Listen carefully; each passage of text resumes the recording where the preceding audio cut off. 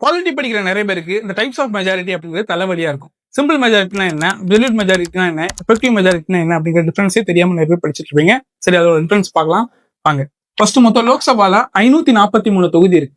இந்த 543 தொகுதியில பாதிக்கு மேல, முழு தொகுதியில பாதிக்கு மேல 50% பிளஸ் பாத்தீங்கன்னா 273. அதான் என்ன சொல்லுவாங்கன்னா அப்சல்யூட் மெஜாரிட்டி, முழு பெரும்பான்மை அப்படின்னு சொல்லுவாங்க. 543ல ஒரு 13 வேகன்சின்னு வச்சுப்போம். வேகன்சிட்னா அந்த எம்பி வந்து இறந்து போயிருக்கலாம், இல்ல டிஸ்குவாலிஃபை ஆயிருக்கலாம். அப்படி இருந்தா அது வேகன்ட் சீட்டா கன்சிடர் பண்ணுவாங்க. அது 13 கழிச்சீங்கன்னா 530 வரும். அந்த 530ல பாதிக்கு மேல அப்படின்னு போட்டீங்கன்னா அதுக்கு பேர் எஃபெக்டிவ் மெஜாரிட்டி அப்படின்னு சொல்லுவாங்க. அதாவது அறுதி பெரும்பான்மை அப்படின்னு சொல்லுவாங்க. இதுல ஆப்சன்டீஸ் நிறைய பேர் லோக்சபாக்கே வரமாட்டாங்க, ஆப்சென்ட் ஆகிட்டே இருப்பாங்க. அவங்களெல்லாம் கழிச்சிட்டு ஒரு ரவுண்டா வரணுங்கிறதுக்காக 30 கழிச்சுக்கிறேன், 500ன்னு வச்சுப்போம். அதுல பாதிக்கு மேல பாத்தீங்கன்னா அது சிம்பிள் மெஜாரிட்டி, எளிய பெரும்பான்மை அப்படின்னு சொல்லுவாங்க. இதே மாதிரி ஸ்பெஷல் மெஜாரிட்டிக்கும் சில டைப்ஸ் இருக்கு. அதெல்லாம் இன்னொரு வீடியோல நம்ம பார்க்கலாம்.